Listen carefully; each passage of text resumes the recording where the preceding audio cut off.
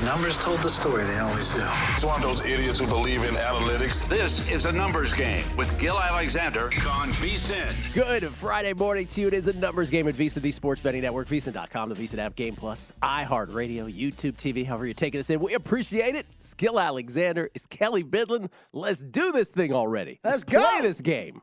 I'm ready for kickoff, man. Ready Dude, for kickoff. Super Bowl 57. I have a heads or tails bet now, too. A Do you coin really? toss bet, yeah. Were I got suckered in by a promo in town.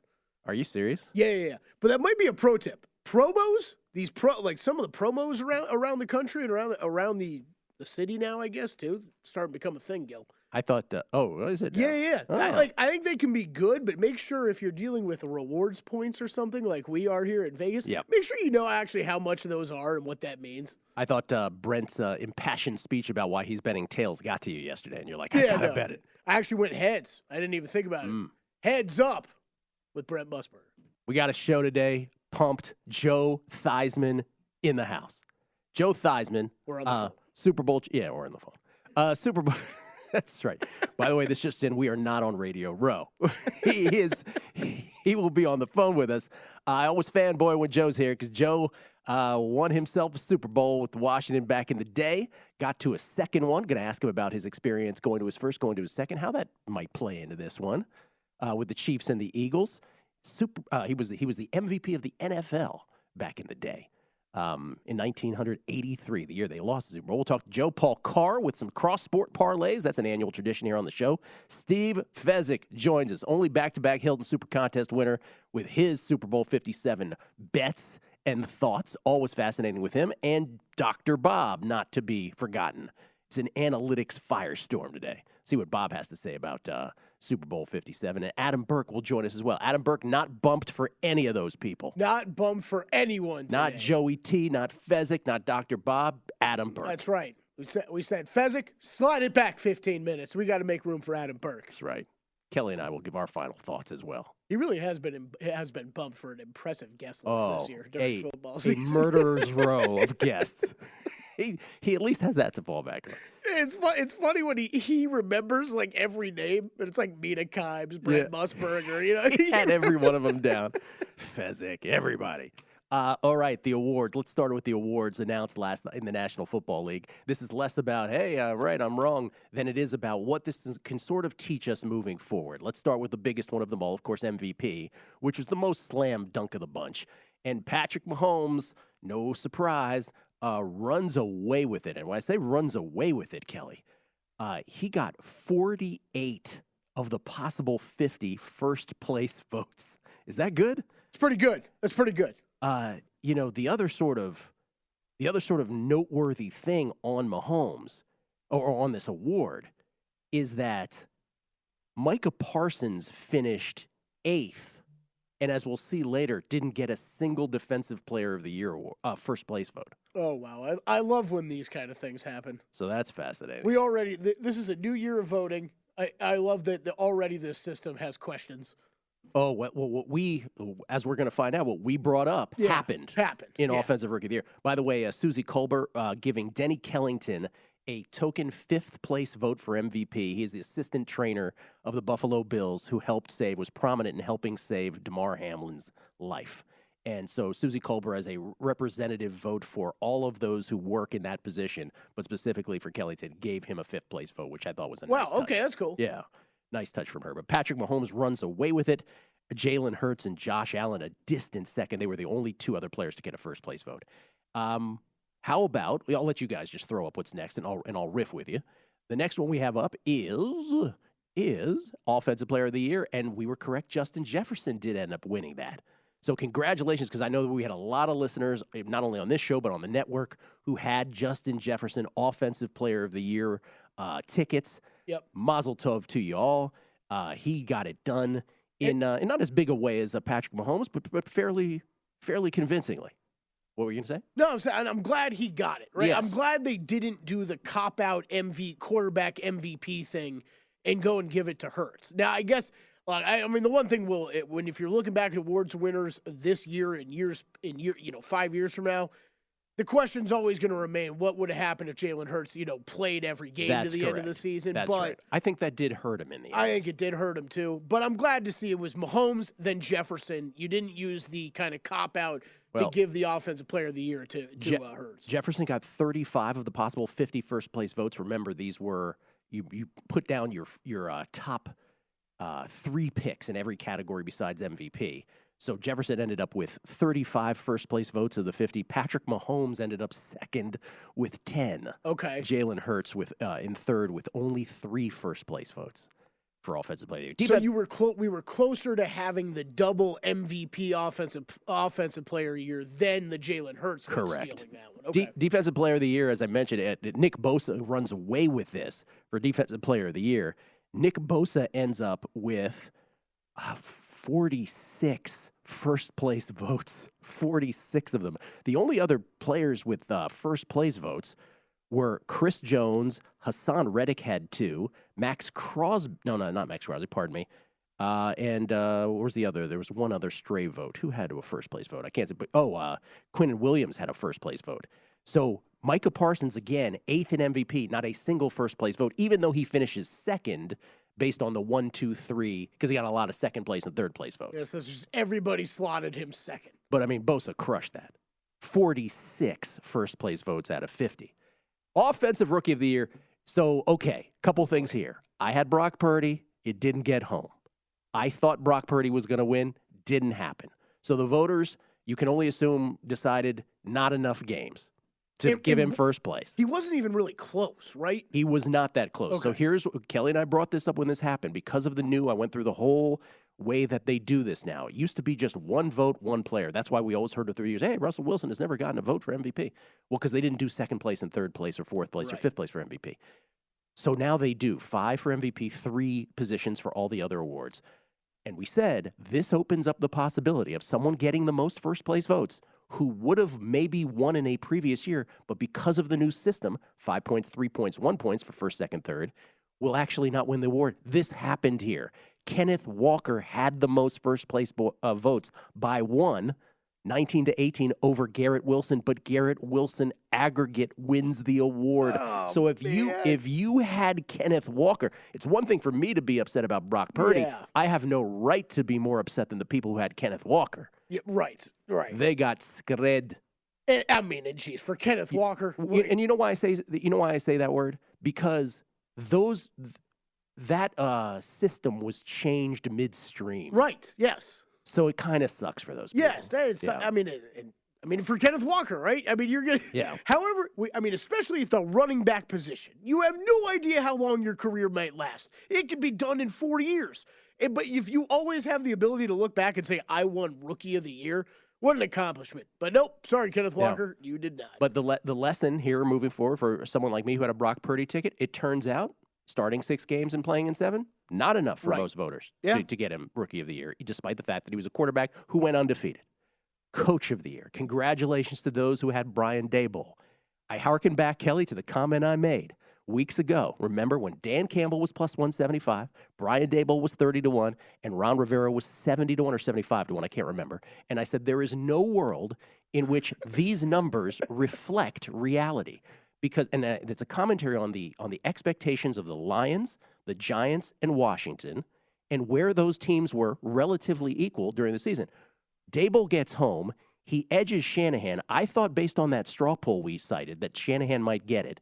Daboll edges him. Peterson finishes third.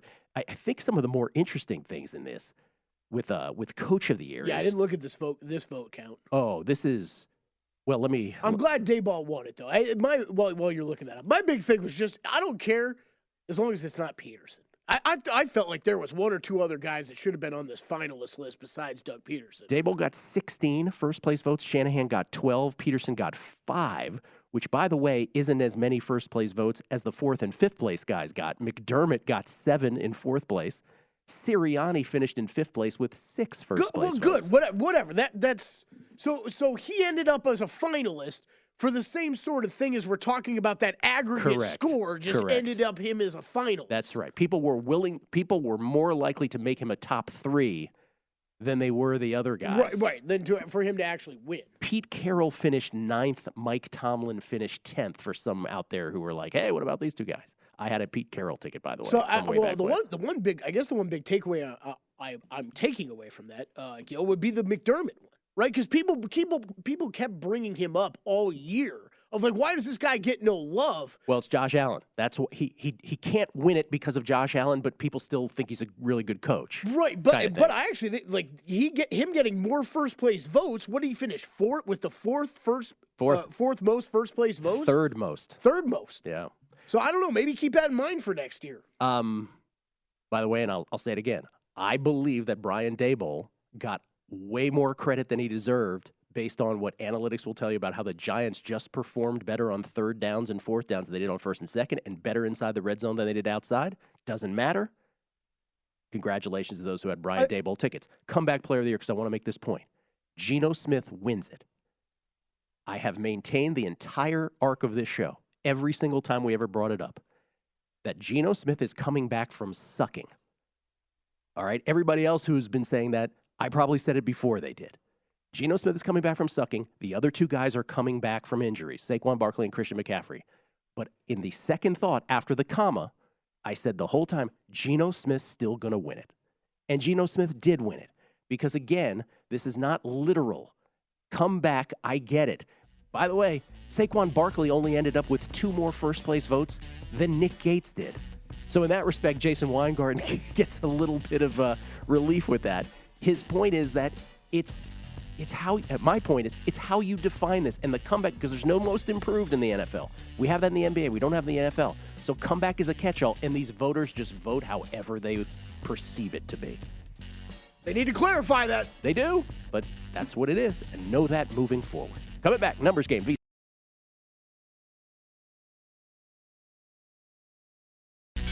A numbers game on VSiN, the sports betting network. It's time to download Nevada's premier sports betting app, BetMGM Sports. BetMGM with all your favorite wagering options, along with in-game betting, boosted odds specials, and much more. Download the BetMGM app today and stop by any MGM casino on the Strip with your state-issued ID to open an account and start placing sports bets from anywhere in Nevada. Whatever your sport, whatever your betting style, you're going to love BetMGM's state-of-the-art technology and fan-friendly specials every day of the week. Visit BetMGM for terms and conditions. Must be 21 or older and physically located in Nevada. Please gamble responsibly. Gambling problem? Call 1-800-522-4700. It's Gill Alexander. Before we get to Dr. Bob here for his thoughts on Super Bowl 57, maybe a proper 2, just wanted to put the bow on the comeback player of the year. And again, it's just to sort of say, know this moving forward. Because we maintain on this show all along, hey, despite the fact that Geno Smith's coming back from sucking, he's going to win. Not only did he win, Kelley, he crushed it. 28 first-place votes to Christian McCaffrey's 12. The next most was Saquon's 4. Wow. Brandon Graham and Nick Gates, who had multiple surgeries as an offensive lineman for the Giants, each of them had 2. Jared Goff had 1 first-place vote. By the way, next year... It wasn't even close. Next year, what is the price on DeMar Hamlin if he plays professional football? What is the price? Minus a bajillion? Like, you can't vote on this next year. Man, you would think so. You would think so, but does him being a defensive player matter? Dude, he almost died on the field. I know. Minus a bajillion. Like, you can't even put up the market. The Nick Gates votes, like, I'm just going to...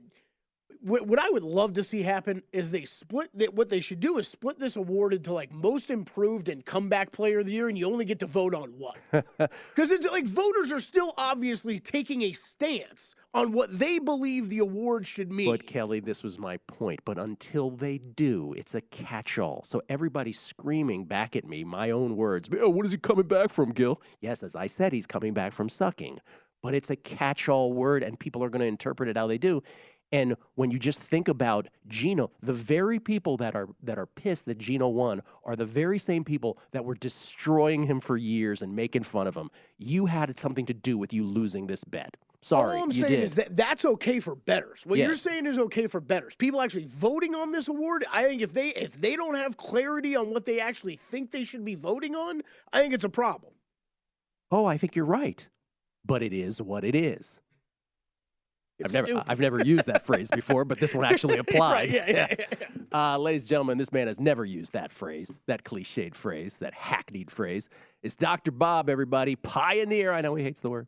Pioneer. It's sports betting, using sports betting analytics to predict the outcome of sporting events. Bob Stoll at drbobsports, drbobsports.com. How you doing, Bob? Good. You know, when Geno Smith won that award last night, I was thinking the same thing, like, come back from what? Yeah. I mean, he's never been good. Normally, I think comeback is you were good, then you struggled or were injured, and then came back and played good again. He's never been good. So, yeah, I agree. It's most improved, not comeback. Mm-hmm. Problem is, that ain't the award. They don't have that. Yep. Yeah. Apparently not. Yeah. All right, Bob. Thanks for joining us, by the way. Always great to talk to you. Super Bowl 57. Is there an edge either way? Let's just talk side and total first.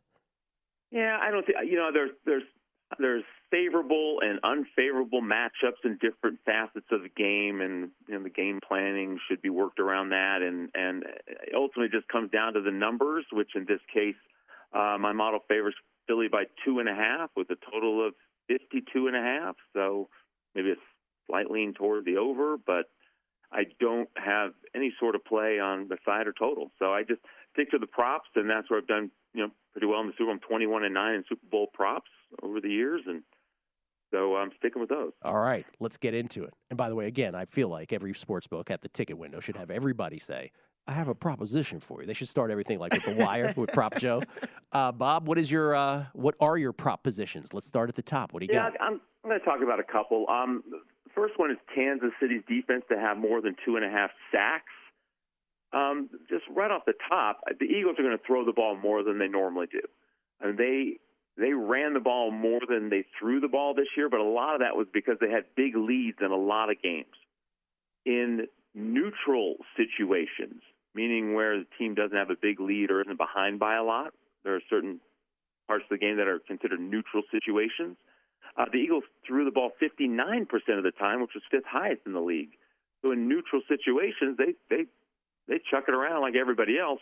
And, you know, given that Kansas City has only lost 3 games all season by a combined 10 points, the whole game is likely to be a neutral situation, which will have Jalen Hurts throwing the ball more often than he does. And I'm projecting 37 dropbacks for Jalen Hurts. And despite the fact that the Eagles have a great offensive line, Hurts was 24th in the league in sack percentage, sack rate, 7.6%.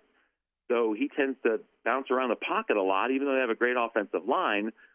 He does get sacked a pretty high percentage of his dropbacks, and he's going to have more dropbacks than normal. And Kansas City has a really strong pass rush. I mean, not as strong as Philadelphia's, but 62 sacks in 19 games is very good. So I took the over 2.5 sacks for Kansas City's defense. Very well described as to why you did that. All right, what else? I like Kelley over, and I think a lot of people like this. And, you know, I don't necessarily like to always go with the obvious, but in this case, I mean, in his playoff career with Mahomes, 13 postseason games, he's averaged 8.0 receptions and 90 receiving yards. So already that's over 7.5, which is someplace that's 6.5 minus like $1.70 or something. But I think most books have the total at 7.5, playing minus 110 or so. So 8.0 is already over the 7.5.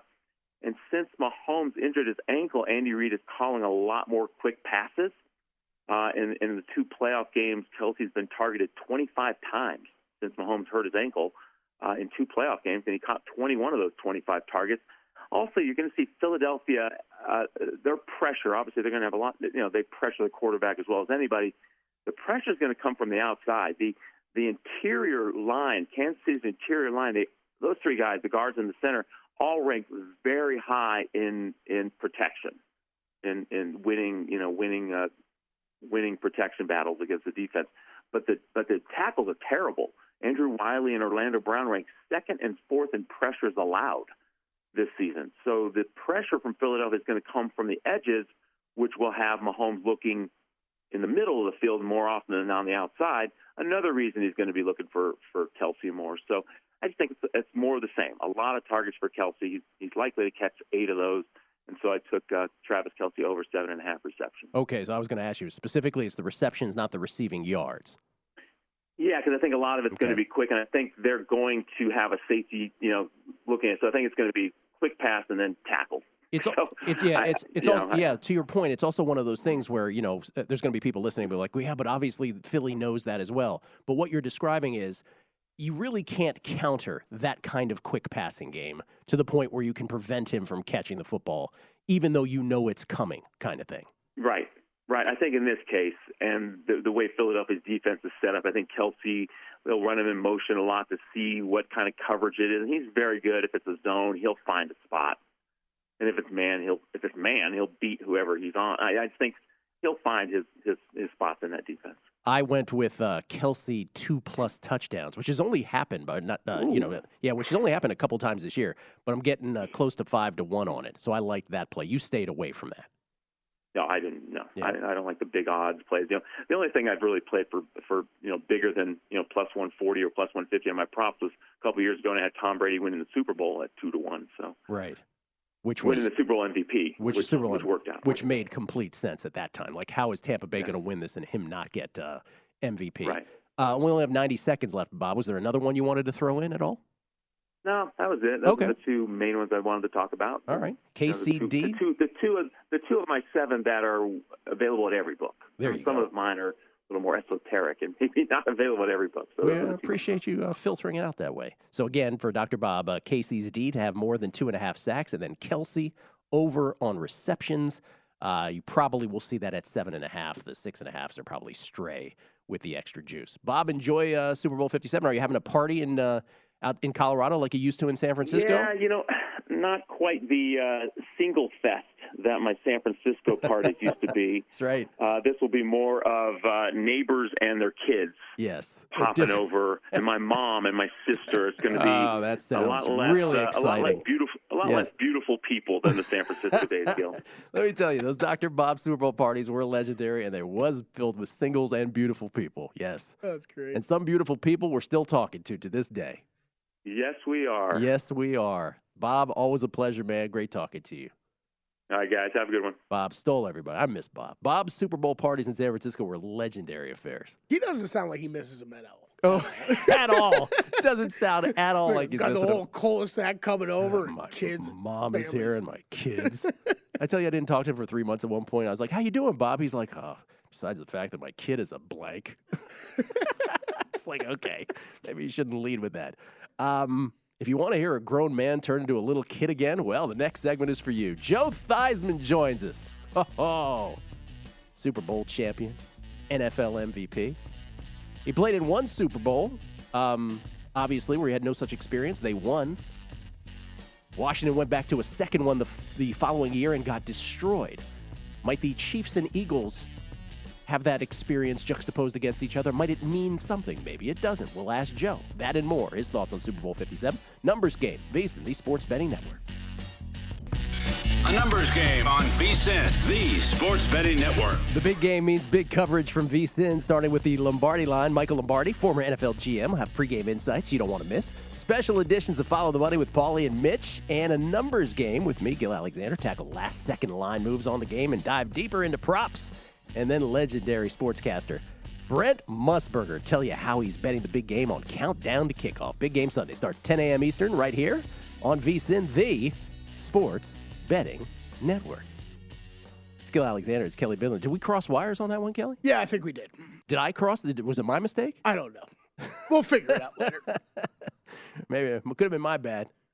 We'll get to the good stuff later. Ladies and gentlemen, I don't know if this has ever come up on this here radio program, but I grew up in Section 309 of RFK Stadium watching the great Washington Skins teams of the 80s and early 90s, and no man was more front and center for most of those. He was the NFL's MVP in 1983, the year after. He led Washington to the Super Bowl title in Super Bowl 17 against the Miami Dolphins. He is Joe Theismann. Good morning to you, Joe. Thanks for doing this.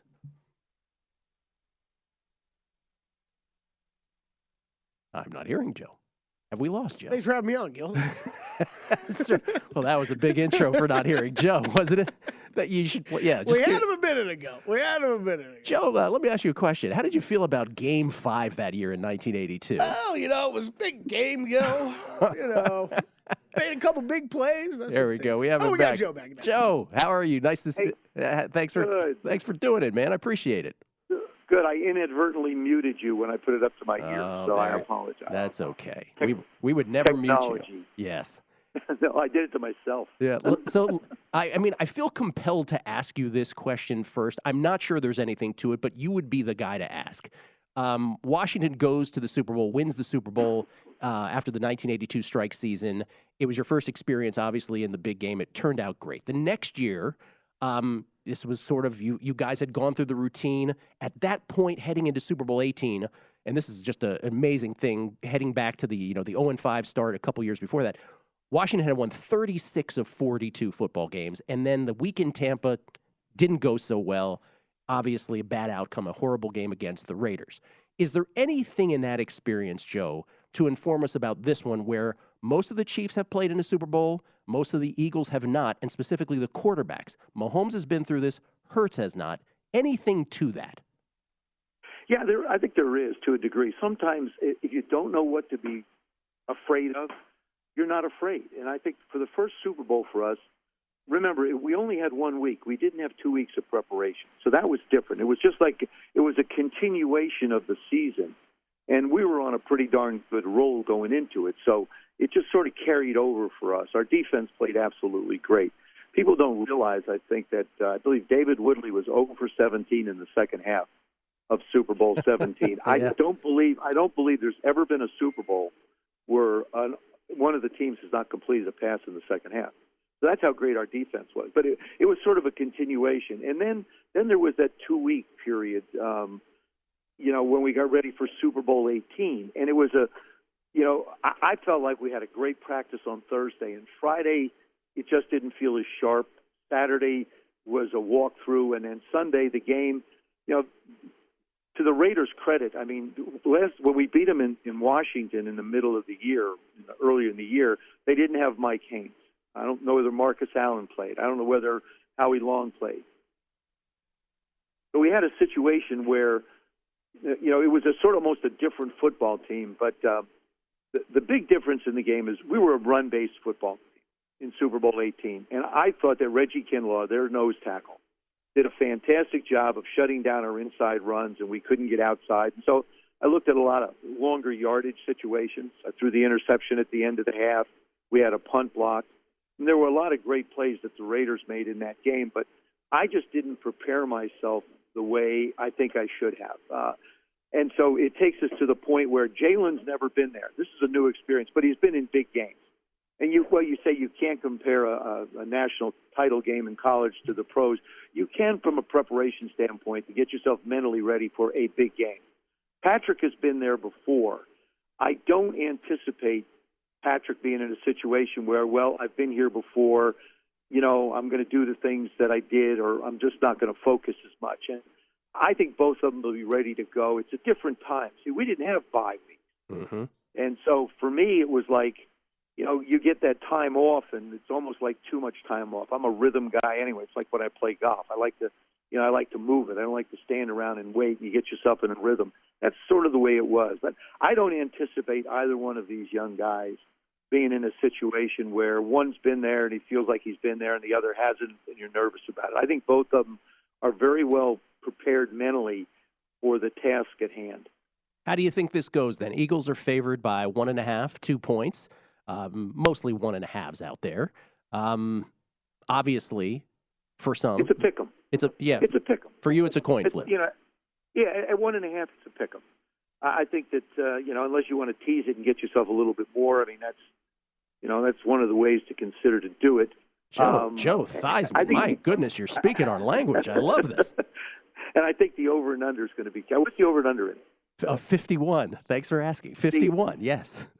See, I think that's high. Now, if you were to tease that up, I mean, if you do a 3-team teaser, get 10, you're at 61. I don't think you're not going to see both teams scoring 30. I think Kansas City's defense is playing better, which to me was a little bit of an Achilles heel for them through the course of the year, especially the middle of the football field. And then to me, the Eagles' offensive line is as good as there is in football, and their defensive line is probably the best in football. So, I still believe defense wins championships. I don't see them hitting the number 51. I just don't see that number as a straight out number. Like I said, if you want to tease it up to 57, I'd be pretty comfortable at that number too. very much so. But I like the Eagles in this game because I do believe defense wins championships. Now, this is what's really funny, Gill. I've been talking Eagles all week and to friends of mine and shows I've done. About this day, about Friday, I start to waffle. I start to, I can make a real case for Kansas City. I think anybody could make a real case for Kansas City. Like I said, with it at 1.5, why wouldn't it be? And Patrick's going to be healthy. Jalen's going to be healthy. And you look back at the Tampa Bay game a few years ago when Tampa and Kansas City played, Patrick was on about 85% of an ankle at that time. Both of the tackles were out, and Tampa's defensive line dominated that game. I think this Eagle line is better. And remember, Lindell Joseph and Ndamukong Suh don't even start. They're like they bring them in. Okay, let's bring Ndamukong in the middle of the third quarter. So I really feel like the Eagles will come out on top. And the other thing is how will Kansas City deal with the read option with Jalen Hurts? But I do believe one thing: you're not going to be able to have A.J. Brown not be a part of this game other than in the first quarter. I don't know what the prop is on his catches, but it's got to be more than 3 or 4. The first game against the Giants, it's 3 catches. Then against San Francisco, it's 4 catches. Because, the Eagles sort of cruised through the playoffs, and the Kansas City Chiefs had to work their rear ends off. Jacksonville would have tied them probably if the kid hadn't fumbled down there on the 3 or 4 yard line. They wind up winning that game, 27-20. And then, of course, the Cincinnati game was another one. And the other thing was, Cincinnati didn't run the football. I think the Eagles are going to commit to running, and Jalen Hurts is going to be a big part of it. Well, I don't know what the prop is on Jalen's yards rushing, but I'm going to guess it's, he can probably hit the 50-60 number. Not one, but 2 prop bets out of Joe Theismann. I did not expect that. Look out. Yes. So we only have 60 seconds, but I just want to ask you this. I just want to ask you this one last question because I've brought this up a few times this week and in the previous week. It's even tough for us doing 2 weeks on the one game, let alone playing in it, prepping for playing in it. But the Eagles, to your point, not only did they have an easy way through the playoffs, best team they've beaten all year is Detroit. They've been able to get ahead in most of their games this year. They're not responsible for who they play. They've had the good fortune of that. They've seized on the opportunity. They've gotten way ahead. It concerns me a little about them if they fall behind. Do you have that same concern? Yeah, a little bit. Depends on the number, though. If they're down by 7 or down by 10, I'm not as concerned. They go down by 14 or 17, and then all of a sudden you're going to take away the running game from them, which I think is critical to what they want to do because, like I said, the read option is a part of that offense, the running offense. And Jalen is a very big part of it. It may fall on his arm in this game as opposed to his legs. So this game has got wonderful scenarios. Patrick's probably going to move around better, obviously, so his legs will play a part of it. Mm-hmm. And in Jalen's case, how much will he be able to run? But I think it's going to fall on his ability to be able to throw the football, and he's proven he can do that. Like I said, I really feel like we're talking about stars, but this game's going to boil down to offensive lines and defensive lines. And it always has, and it always will. And the best defensive line, I think, is going to be the one that winds up on top. Joe, I got to run. There's only one way to say this to you, sir. I love you. Thanks for all the memories. Appreciate it. You bet. Thanks, Gill. Take care. Joe Theismann, everybody. At Theismann 7, the number 7. That's what a great life he provided some of us. Coming back with Paul Carr.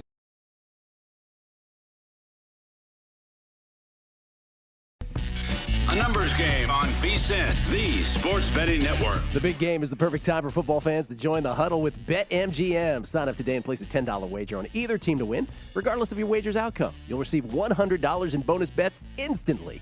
Just use bonus code SB100 when you make your first bet. Get on the field and find out why nothing beats the big game at BetMGM. Download the app or go to BetMGM.com and use bonus code SB100 to win $100 in bonus bets, regardless of the wager's outcome in the big game.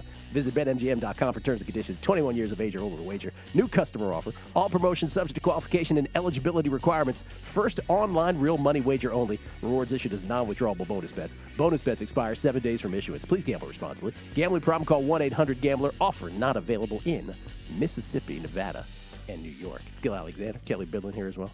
I'd like to do a review. I'd like to do the poor form radio thing and do a review of the previous segment that we had with Joe Theismann. It's fantastic, as always. Let me just say this. One, I told him I loved him. That's the first thing. Yeah, bromance on a Friday edition of a numbers game. Yeah. Well, he said my name out loud, which is a big deal. Two, I did not expect to get any prop bets from Joe Theismann. I was going to just make it about the game, but apparently Joey T's all about the bets now.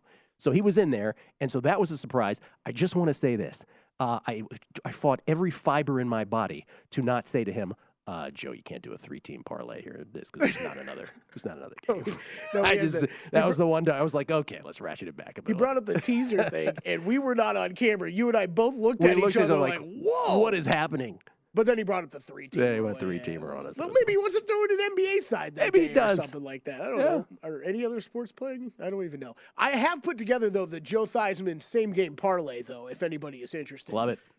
I should probably rephrase that. The Kelley reading into Joe's right. prop picks. Kelley having poetic license with exactly. Yes. Yeah. Not sponsored by Joe Theismann at all. All right, Eagles money line. Right, that's what he liked. Under 51.5, over 44.5 rushing yards for Jalen Hurts, and 5+ receptions for A.J. Brown. That'll pay you 7-1. You putting that in the newsletter or in VSiN.com/picks? Not at all. Okay. We get tweets at Beating the Book. Jason H11. Kelley, your job next segment, this is before the Theismann segment, is to keep Gill from fan geeking all over Theismann. Failed. Let's see. Fan geeking all over Theismann. So many about these awards, and a lot of them have to do. This is an interesting take from a lot of people. This is from DMill3219. It appears to me the New York media votes for players with the Jets ties. Geno, Garrett, Sauce. Yeah, we didn't even talk about Sauce. Ran away with defensive rookie. Yeah. Terry Ray talking about Brent Musburger's interview with Billy Walters last night. Hope everybody had a chance to hear that. Said Sonny Reisner told the same airport newspaper story as Billy Walters. Reisner said in the 1940s he had his guys get the papers, mark up significant bits, meet him halfway between Logan and his house, then get in fast and with the early line. Yep, tried and true. Mitchell Jenkins, NFL doesn't need to clarify comeback player of the year. Pretty ironic to hear you two, who predicted it, say that. Well, I didn't say that. That was all me. That was all Yeah, Kelley. that was all me. No, again, Mitch, it's very true. For whatever reason, it's post seeing the results, I have more of an issue with this stuff nowadays. NFL has already made clear through action in this case for quite some time, forever. I'm with you, Mitchell. Rob L. That's not one. This is one. Keno Walker. This ish cray, he said. I love this one. This ish cray. Out of 700+ prop bets for Super Bowl 57, if you actually listen this week only to sports shows around the industry, you should have a lock for every single prop on the board. Dat ish cray. I'm with you, Keno. Trust me, I'm with you. Bill Hooker, it's good. It's a good thing they chose Gronk to do the field goal attempt and not Matt Brown. Imagine if they had to postpone the Super Bowl until the sun, moon, and stars align. Nevada Azer, hey Gill, Geno baby gets there. Should be some intriguing picks for 23 comeback player of the year. Lance, Kupp, Lamar, Jimmy G, Murray, Jay Taylor, maybe even Tua. It's DeMar Hamlin, dude. Or there was no discussion beyond that. Anyway, we have tons of these. We'll get to them all. But Paul Carr is kind enough to join us from TruMedia Networks. Also, of course, the Expected Value podcast. Lifelong Miami Dolphins fan, but he's got some cross-sport parlays for us. How you doing, Paul? Good morning. I'm well. Zach Thomas is in the Hall of Fame, so there's a lot of celebrating in the Carr household. Is that a Zach Thomas jersey I'm looking at? It is, yeah. Yes. Old 54. By the way, did you see the video of Jimmy Johnson presenting that to him at his home? Oh, I did. That was great. I loved it. Super emotional. Super emotional. It's so great to see that. I mean, what a lifelong dream coming true. Yep. And he's waited, I think, 9 years to get in. 4 years as a finalist, so he's been close. And I'm biased, but totally deserved. It's totally deserved. You're not biased. Yeah. He deserved it. I mean, my spiel, he was 5-time All-Pro, first-team All-Pro. Yeah. And he played with Ray Lewis and Junior Seau and Brian Urlacher, these guys that are kind of slam dunk Hall of Famers. And he was the equal of those. You hear Peyton Manning and Kevin Wine, these Hall of Famers talk about he's one of the toughest players they ever had to play against. That counts for a lot. Jimmy Johnson as a GM, who's also the head coach, of course, he just knew college players better than any other GM at that time, right? He's like, Jason Taylor, Zach Thomas. He's just plucking them out of, these guys will be great. Yes, So I'm glad you're wearing that jersey. Did you want to say anything about Joe Theismann? Did you have something to say about that? Well, I mean, he brought up one of my least favorite Super Bowl stats. That it looks even crazier now. The Dolphins quarterbacks in that Super Bowl were 4 for 17 for 97 yards. Yeah. And 76 of those yards came in the first drive on a touchdown pass to Jimmy Cephalo. Didn't complete a pass in the second half, and I'm going to go cry now. Fulton Walker had the kickoff return for a touchdown. That was another big. That was how the score of that game was more cosmetic than it was actual. Yeah. So one of the great. It was the greatest day of my childhood, and then next year was the worst day of my childhood. That's how it was. All right, you got some cross-sport parlays for us. These are always fun. Obviously, you're a soccer guy, so you've tied them into that sport. What do you got? These are my favorite kind of dumb bets every year, but they just make the day great. So I'm going to start. I have total goals in the Leeds-Manchester United game Sunday. I'm taking that over the number of field goals made in the Super Bowl. Even money is the price. Wow. So the logic is basically the soccer game, Leeds United, looks like 3-4 goals, on average in that game. Eagles don't kick a lot of field goals, only 24 all season that they made. The Chiefs made 29, so you're under 3 combined. We know the Eagles like to go for it on fourth down, second most conversions this year. We know the Chiefs can. They didn't do it a ton, but they obviously have the offense that can do it. So I figure we get 3 or 4 goals, at least in that Leeds-Man United game, and then obviously fewer than that from the field goal spot for those two teams. So give me the goals over the field goals there. Interesting. Total goals leads Man United on Sunday, even money over total field goals made in the Super Bowl. Where did you see that one, by the way? Just out of curiosity. That one was DraftKings. DraftKings. Okay. Yep. The second one has to do with a jersey number. What do you got here? Yeah, this was at Caesars. I got this a couple days ago. Yeah, these are so silly, but I love them so much. So I'm taking the jersey number of the first touchdown scorer, lane 1.5. against the total number of Serie A goals on Sunday. Okay. Got all that? Okay. So, how many Serie A games do we have on Sunday, Paul? I guess that's where we got first. There's only 4, which is why this works. The 4 games. So you're projecting, most projections I see, you're looking at the 11 to 12 goal range. So you add the 1.5. So you're basically looking at like 14 and under for one side. So I'm taking over, roughly 14 for the jersey number. So that gives me, among others, on the Chiefs side, I get Mahomes, I get Tony, I get Kelley. On the Eagles side, I get Sanders and Boston Scott, maybe Gainwell, who's 14, so that's a little on the border, and Goddard. So there's obviously plenty of guys don't get. Most of the other Chiefs, both Eagles wide receivers, Jalen Hurts. But, you could have fewer goals than that. None of these Serie A teams that are playing are exceptionally high scoring or have especially leaky defenses. They're all more middle of the pack. So I'm kind of taking the more popular first touchdown guys, especially. You get Kelley, you get Miles Sanders, you get, random Chiefs, tight ends, linemen, whatever kind of weird play they want to run. Even Mahomes, if he wants to run it in, although we know he's not sneaking. Jersey number, first touchdown scorer, -1.5 against total Serie A goals in those 4 games Sunday. Okay, we will put those at visa.com/base. Get total goals leads Man United on Sunday, even money over total field goals made in Super Bowl. Jersey number of first touchdown scorer, -1.5 at plus money versus total Serie A goals on Sunday. By the way, that brings up the issue of the jersey number. A lot of people just betting, this aside from Paul's cross sports, but a lot of people, it's set at 11.5. Will the first touchdown be scored by someone with a jersey number below 11.5 or above? And your first instinct is 11.5. I mean, oh my God, it got to go over. There's so many options below 11, right? Eagles, A.J. Brown, Devont. By the way, I think that's why they set it at 11.5 to stick A.J. Brown on that side. A.J. Brown 11, Devontae Smith 6, Hurts 1. Yeah. And then on the Chiefs side, you got Valdez Scantling at 11, Smith Schuster at 9, Pacheco is at 10. Yeah. McKinnon's at 1. Right. McKinnon at 1. It still breaks my brain that these, because I saw it set at 11.5. It's like, well, it has to be over. And they're like, oh, yeah, all these receivers and running backs were in change their numbers, single digits, and doesn't look right. The best was the first year of primetime action, I think it was, where they changed it that year, and we didn't know they had changed it. And we would try to do the play-by-play. Like, I have no idea what that is. I still stand by Jerick McKinnon. Looks like he's lost 20 pounds of muscle and fat when he's wearing his new number. That was the Pierre Garçon from the Colts to Washington. Looked like he had gained 50 pounds of muscle. Yeah. Thank you, Paul. Enjoy the big game. Congratulations on Zach Thomas.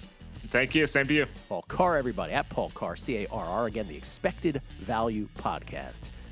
That's where you can find him, wherever podcasts are distributed. We'll come back. Kelley and I on Super Bowl 57. What we have bet And we'll read your tweets next. Numbers Game, VSiN, the Sports Betting Network.